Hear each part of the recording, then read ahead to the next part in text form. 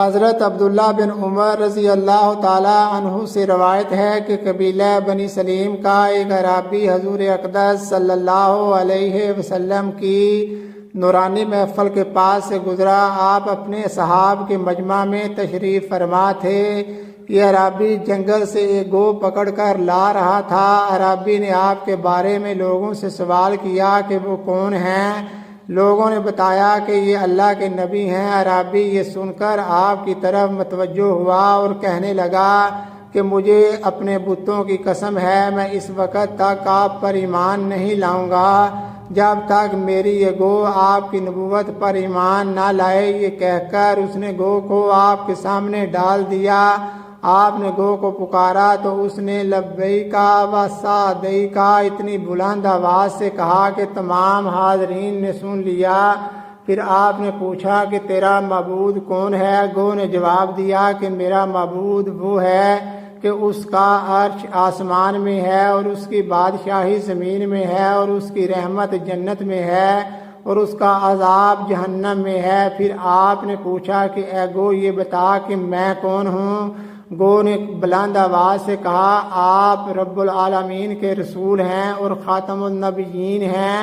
جس نے آپ کو سچا مانا وہ کامیاب ہو گیا اور جس نے آپ کو جھٹلایا وہ نامراد ہو گیا۔ یہ منظر دیکھ کر اعرابی اس قدر متاثر ہوا کہ فوراً ہی کلمہ پڑھ کر مسلمان ہو گیا اور کہنے لگا کہ یا رسول اللہ صلی اللہ علیہ وسلم، میں جس وقت آپ کے پاس آیا تھا تو میری نظر میں روئے زمین پر آپ سے زیادہ ناپسند کوئی آدمی نہیں تھا، لیکن اس وقت میرا یہ حال ہے کہ آپ میرے نزدیک میری اولاد بلکہ میری جان سے بھی زیادہ پیارے ہو گئے ہیں۔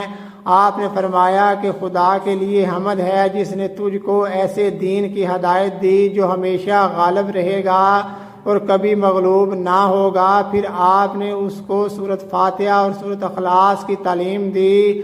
عربی قرآن کی ان دو صورتوں کو سن کر کہنے لگا میں نے بڑے بڑے فصیح و بلیغ، طویل و مختصر ہر قسم کے کلاموں کو سنا ہے، مگر خدا کی قسم میں نے آج تک اس سے بڑھ کر اور اس سے بہتر کلام بھی نہیں سنا۔ پھر آپ نے صحابہ کرام سے فرمایا کہ یہ قبیلہ بنی سلیم کا ایک مفلس انسان ہے، تم لوگ اس کی مالی امداد کر دو۔ یہ سن کر بہت سے لوگوں نے اس کو بہت کچھ دیا، یہاں تک کہ حضرت عبد الرحمن بن عوف نے اس کو 10 گبن اونٹنیاں دیں۔ یہ عربی تمام مال و سامان کو ساتھ لے کر جب اپنے گھر کی طرف چلا تو راستے میں دیکھا کہ اس کی قوم بنی سلیم کے 1000 سوار نیزہ اور تلوار لیے ہوئے چلے آ رہے ہیں۔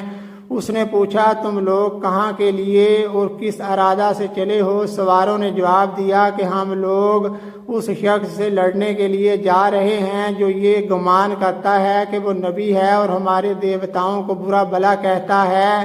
یہ سن کر عربی نے بلند آواز سے کلمہ پڑھا اور اپنا سارا واقعہ ان سواروں سے بیان کیا۔ ان سواروں نے جب عربی کی زبان سے اس کا ایمان افروز بیان سنا تو سب نے کلمہ پڑھا۔ پھر سب کے سب بارگاہ نبوت میں حاضر ہوئے تو حضور اقدس صلی اللہ علیہ وسلم اس قدر تیزی کے ساتھ ان لوگوں کے استقبال کے لیے کھڑے ہوئے کہ آپ کی چادر آپ کے جسم اطہر سے گر پڑی اور یہ لوگ کلمہ پڑھتے ہوئے اپنی اپنی سواریوں سے اتر پڑے اور عرض کیا کہ یا رسول اللہ صلی اللہ علیہ وسلم، آپ ہمیں جو حکم دیں گے ہم آپ کے ہر حکم کی فرما برداری کریں گے۔